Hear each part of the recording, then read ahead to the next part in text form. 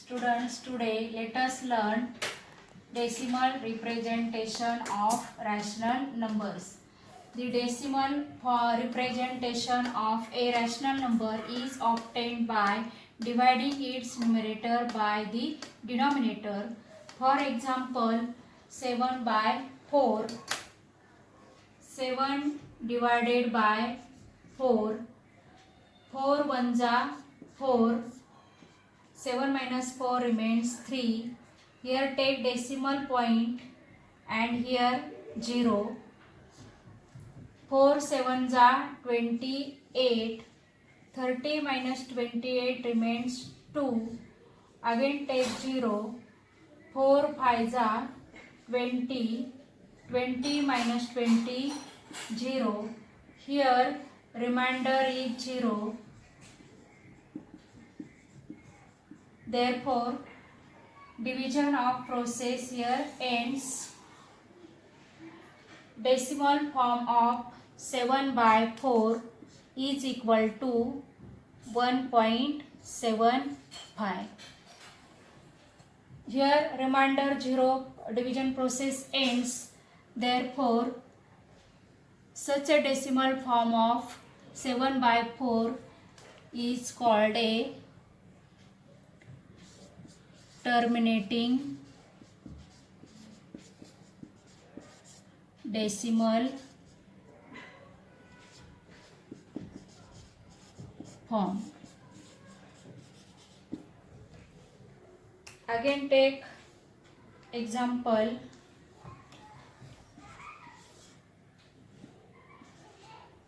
Three upon 5. Here 3 divided by 5. 5 0 0. 3 minus 0 remains 3. Here take decimal point and here take 0. 5 6 are 30. Here remainder is 0 and a decimal form of 3 by 5 is 0.6. Here also remainder 0, division of process ends. Therefore, decimal form of 3 by 5 is 0.6 is called a terminating decimal form. विद्यार्थी मित्रांनो, आपण पहिलं example घेतलं 7 upon 4. 7 ला 4 ने divide केल्यानंतर आपल्याला मिळतात रिमाइंडर मिळते 0. म्हणजे इथे आपली डिव्हिजन प्रोसेस संपलेली आहे आणि decimal form of 7 by 4 is equal to 1.75. इथे आपली डिव्हिजन प्रोसेस कंप्लीट झाल्यामुळे याला आपण टर्मिनेटिंग डेसिमल फॉर्म म्हणतो. त्याचप्रमाणे आपण दुसरा एक्झाम्पल घेतलं 3 upon 5. 3 ला आपण 5 ने डिवाइड केलं, आपल्याला रिमाइंडर 0 मिळाली आणि इथे आपली डिव्हिजन प्रोसेस संपली आणि म्हणून decimal form of 3 by 5 is equal to 0.6. याला पण आपण टर्मिनेटिंग डेसिमल फॉर्म असे म्हणतो.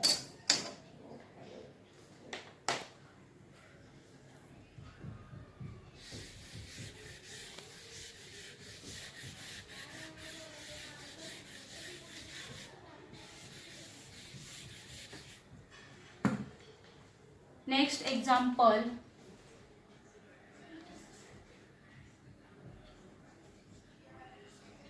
5 by 6. Here 5 divided by 6. 5 0 0.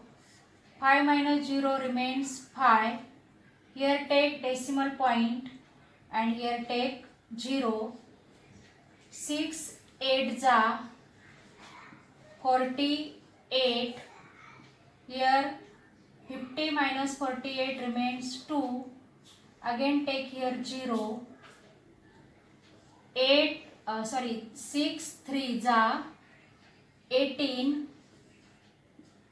20 minus 18 2. Again take 0. 6 3 are 18. Here remainder is 2 means our division process is unending. Therefore, decimal form of 5/6 is equal to 0.833 dash dash, means 3 repeated again and again. Therefore, this can be written as 0.83 dot. Here dot means 3 repeated again and again. विद्यार्थी मित्रांनो, इथे पहा आपण example घेतलंय 5/6. 5 ला आपण 6 ने divide केलं तर आपण डिवाइड केल्यानंतर आपल्याला रिमाइंडर 2 मिळते आणि रिमाइंडर 2 मिळाली म्हणजे आपली डिव्हिजन प्रोसेस इथे संपलेली नाही आणि म्हणून decimal form of 5/6 is equal to 0.8333. Division process संपलेली नाही म्हणून 33 येतात आणि हे आपण किती करत राहिलो तर आणखी 33 येत जाणार आणि म्हणून आपण इथं थांबवलंय आणि मग 0.833 रिपीट होतात आणि म्हणून 3च्या आपण डोक्यावर इथे डॉट दिलेला आहे आणि म्हणून याला आपण इथे डिव्हिजन प्रोसेस आपली संपलेली नाहीये म्हणून आपण याला म्हणतो non terminating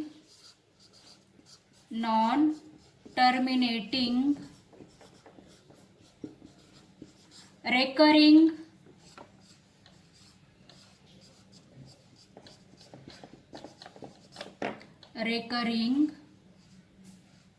decimal form. Next example आपण आणखी एक एक्झाम्पल घेऊ. 2/11. आता इथे बघा 2 divided by 11. 11 0 0. 2 minus 0 2. Here take decimal point and here take 0. 11 1 11. 20 minus 11 remains 9. Take 0. 11 8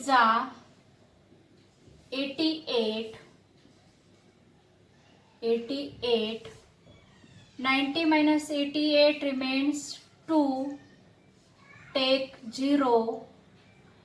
11 1 11. इथे 20 minus 11 केल्यानंतर 9 remains 9. Again take 0. 11 8 88. Again 90 minus 88 remains 2, means here remainder is 2. Remainder is 2 means our division process is unending. Therefore, decimal form of 2/11 is equal to 0.1818 dash dash dash, means this can be written as 0.18 bar. 0.18 bar means 18 repeated again and again, and this is also called a non-terminating recurring decimal form. विद्यार्थी मित्रांनो, आपण इथे दुसरं example घेतलं 2/11. 2 ने 11 ला divide केलं. आपले डिव्हिजन झाल्यानंतर आपली रिमाइंडर 2 आली आणि रिमाइंडर 2 आली म्हणजे डिव्हिजन प्रोसेस थांबलेली नाही आणि म्हणून आपण decimal form of 2/11 is equal to 0.1818 आणि आणखी डॅश डॅश दिलंय म्हणजे आणखी 18 येत जाणार आणि म्हणून 0.18 रिपीट होतात म्हणून 18 आणि वरती रेषा दिली त्याला आपण बार म्हणतो 0.18 बार आणि इथे पण आपली डिव्हिजन प्रोसेस संपलेली नाही म्हणून याला आपण म्हणतो non terminating recurring decimal form. तुम्ही लिहून घ्या. याच्यानंतर आपण प्रॅक्टिस सेट 1.3 सोडवणार आहोत. Now let us start practice set 1.3. Question, right the following rational numbers in decimal form. First example is 9/37. विद्यार्थी मित्रांनो, आपल्याला इथे रॅशनल नंबरचं डेसिमल फॉर्ममध्ये रूपांतर करायचं. म्हणजे हा रॅशनल नंबर दिलेला आहे 9/37. याचं डेसिमल फॉर्ममध्ये रूपांतर करायचं. म्हणजे काय करायचं, आपल्याला डिव्हिजन करायचंय. 9 डिवायडेड बाय 37. 9 ला 37 ने डिवाइड करायचे. तर इथे मी 37 चा टेबल तयार केलाय. 30 + 7 = 37. हा 30 चा टेबल आहे. 30 2 जा 60, 3 जा 90, 4 जा 120, 5 जा 150, 6 जा 180. हा 30 चा टेबल प्लस हा 7 चा टेबल. 7 2 जा 14, 3 जा 21, 4 जा 28, 5 जा 35 अँड 6 जा 42. मग ह्या दोघांची ॲडिशन करून आपल्याला हा 37 चा टेबल मिळाला आहे. आणि ह्या 37 चा टेबलचा आपण इथे वापर करणार आहोत. हा 37 चा टेबल 37 2 जा 74, 3 जा 111, 4 जा 148, 5 जा 185, 6 जा 222 एवढाच टेबल तयार केला आहे. पुढे जर आपल्याला गरज पडली तर आपण पुढे टेबल तयार करू. 9 divided by 37. We cannot divide 9, so 37 0. 37 0 जा 0. Here 9 minus 0 9. Here take decimal point. Here take 0. 37 2 जा 74. 37 2 जा 74. 10 minus 4 6.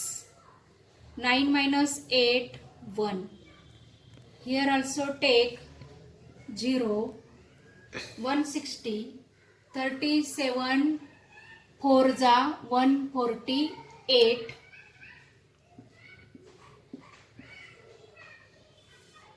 10 minus 8 2. Here 6 minus 5 1. 1 minus 1 0. Here again take 0. Then 37 3 जा 111. 37 3 जा 111. 37 3 जा 111. 10 minus 1 9. 2 minus 2 0. 1 minus 1 0. Here again 9. Here 9. Here again 9. Take 0. 37 2 जा 74. 10 minus 4 6. 9 minus 8 1. Here again 16. Therefore here division process does not end. So 9/37 is equal to 0.2432 ... Therefore this can be written as 9/37 is equal to 0.243 bar, because here 243 come again and again, repeated again and again. So here we write 0.243 bar. विद्यार्थी मित्रांनो, मराठीतून सांगते, इथे आपल्याला 9/37चं decimal form मध्ये रूपांतर करायचं आहे. म्हणजे आपण जर डिव्हिजन करणार आहोत, 9 ला 37 ने डिवाइड करतोय आपण. 37 ने 9 ला आपल्याला डिवाइड करता येत नाही, म्हणून आपल्याला पहिल्यांदा आपण शून्याने डिवाइड केलंय, शून्याचा भाग दिलाय. 37 0 0, 9 मायनस 0 9. नंतर मग शून्याच्या पुढे आपण डेसिमल पॉईंट दिलाय आणि इथे डेसिमल पॉईंट दिला म्हणून आपण 9 वर 0 घेतलाय. 37 2 जा 74, 90 मधून 74 गेले, 16 राहिले. 16 राहिल्यानंतर आता आपण पुन्हा 0 घेतलाय 16 वर आणि मग 37 4 जा 148 हा भाग दिला आपण. मग इथे 10 मधून 8 गेले, 2 राहिले. इथे 6 मधून 5 गेले, 1 राहिला. आपण याची सबट्रॅक्शन केली, ती 12 आली. त्याच्यावर पुन्हा आपण 0 घेतला आणि पुन्हा 37 3 जा 111 111 तो भाग दिला. त्याच्यातून पुन्हा 120 मधून 111 मायनस केल्यावर 9 मिळाले. इथे आपण 9 पासून सुरुवात केली होती, पुन्हा इथे 9 आला, तरी पण आपण पुढे 9 वर 0 देऊन 37 2 जा 74 घेतले. म्हणजे सेम इथलंच घेतले आपण. पुन्हा इथे 16 मिळाले होते, इथे पण आपल्याला 16 मिळाले आणि आता आपण पुढे अजून डिवाइड करत राहिलो तर हे सेम परत खाली येणारे, पुन्हा पुन्हा येणारे. आणि म्हणून आपण इथं 9/37 इज इक्वल टू 0.2432 हे लिहिलंय. 0.2432 हे लिहिलं आणि त्याच्या पुढे डॅश डॅश दिलेत, कारण हे 243 पुन्हा 243 त्याच्यानंतर पुन्हा 243 असंच येत जाणार आहे, म्हणून आपण डॅश डॅश दिलेत. आणि म्हणून 9/37 इज इक्वल टू 0.243 बार. हे पुन्हा पुन्हा येतात म्हणून आपण बार लिहिला इथं. याचा अर्थ 243 पुन्हा पुन्हा येणार आहेत. हा आपला 9/33चा डेसिमल फॉर्म आहे. आणि लिहून घ्या सगळ्यांनी वहीमध्ये.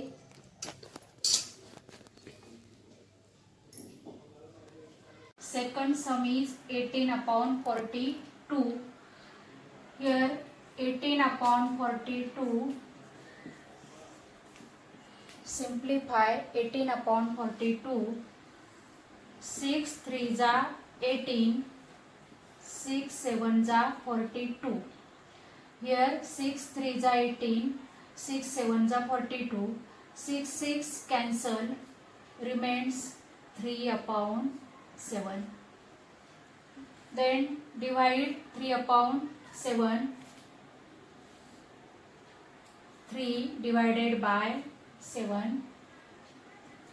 Here 7 0 0 remains 3 minus 0 remains 3. Here take decimal point and here take 0. 7 4 जा 28. 30 minus 28 remains 2. Here take 0. 7 2 जा 14. 20 minus 14 remains 6. Here take 0. 7 8 जा 56. 60 minus 56 remains 4. Take here 0. 7 5 जा 35. Here 40 minus 35 remains 5. Again take 0. 7 7 जा 49. Here 50 minus 49 remains 1. Take 0 here. 7 1 जा 7, 10 minus 7 3. Here we start division with 3 and here again comes 3. Therefore your division is not ending. Therefore 18 upon 42 is equal to 3 upon 7 is equal to 0.42857 dash dash. Therefore here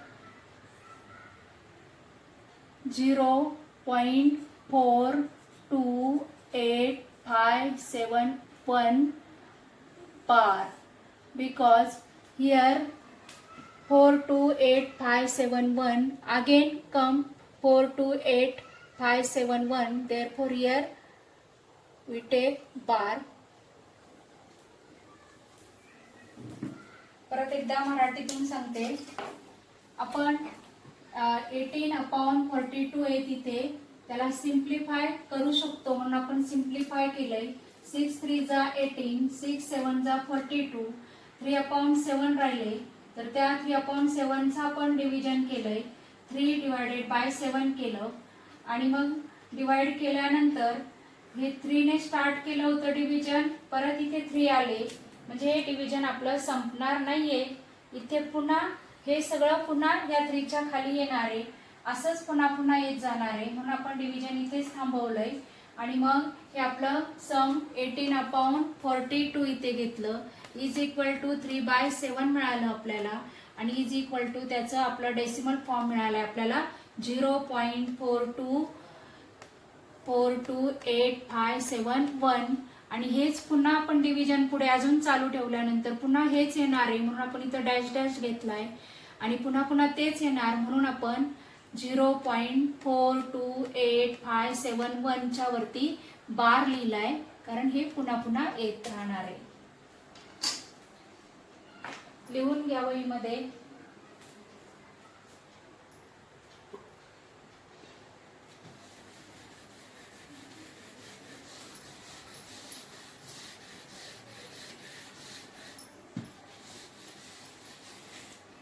विद्यार्थी मित्रांनो, तिसरं सम जे ते तुम्ही घरी सोडवा.